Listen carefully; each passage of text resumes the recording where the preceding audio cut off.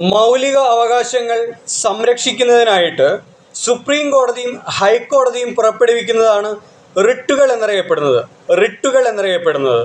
Indian ഭരണഘടന റിട്ടുകൾ എന്ന ആശയം കടമെടുത്തിരിക്കുന്നത് ഏത് രാജ്യത്തിൽ നിന്നാണ്? ബ്രിട്ടനിൽ നിന്നാണ്.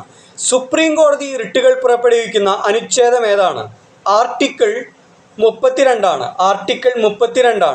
എന്നാൽ ഹൈക്കോടതി റിട്ടുകൾ പുറപ്പെടുവിക്കുന്ന അനുച്ഛേദം ഏതാണ്? അത് ആർട്ടിക്കിൾ 226. റിട്ടുകൾ പുറപ്പെടുവിക്കുന്ന അവകാശത്തിൽ നിയമാവകാശങ്ങളും ഹൈക്കോടതിക്ക് സമർപ്പിക്കാവുന്നതാണ്. സുപ്രീം കോടതിയേക്കാൾ വിശാലമാണ് ഹൈക്കോടതിയുടെ റിട്ട് അവതരണ വിശാലത, അതിനുള്ള അവകാശം. എത്ര തരം റിട്ടുകളാണുള്ളത്? 5 തരം റിട്ടുകളാണുള്ളത്. എത്രയാണ്? 5 തരം റിട്ടുകളാണുള്ളത്. ആ റിട്ടുകൾ ഏത് ഭാഷയിലാണ്? ലാറ്റിൻ ഭാഷയിലാണ് പദങ്ങൾ സൂചിപ്പിക്കുന്നത്. റിട്ടുകൾ സൂചിപ്പിക്കുന്ന പദങ്ങൾ ലാറ്റിൻ ഭാഷയിലാണുള്ളത്.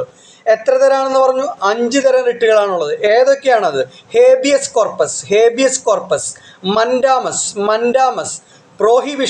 പ്രോഹിബിഷൻ, കോവാറന്റോ,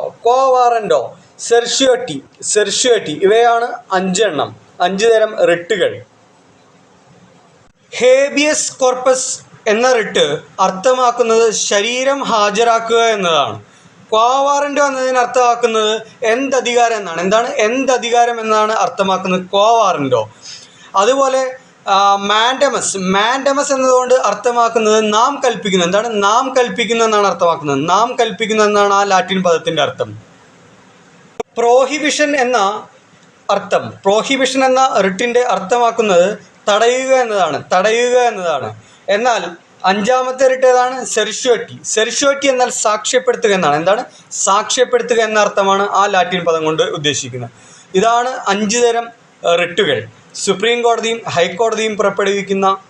അതായത് ജനങ്ങളുടെ മൗലികാവകാശങ്ങൾ നിഷേധിക്കപ്പെടുന്ന സമയത്ത്, നശിപ്പിക്കപ്പെടുന്ന സമയത്ത് മൗലികാവകാശ സംരക്ഷണത്തിനായിട്ടാണ് പ്രധാനപ്പെട്ട കോടതികളായിട്ടുള്ള സുപ്രീം കോടതിയും ഹൈക്കോടതിയും റിട്ടുകൾ പുറപ്പെടുവിക്കുന്നത്.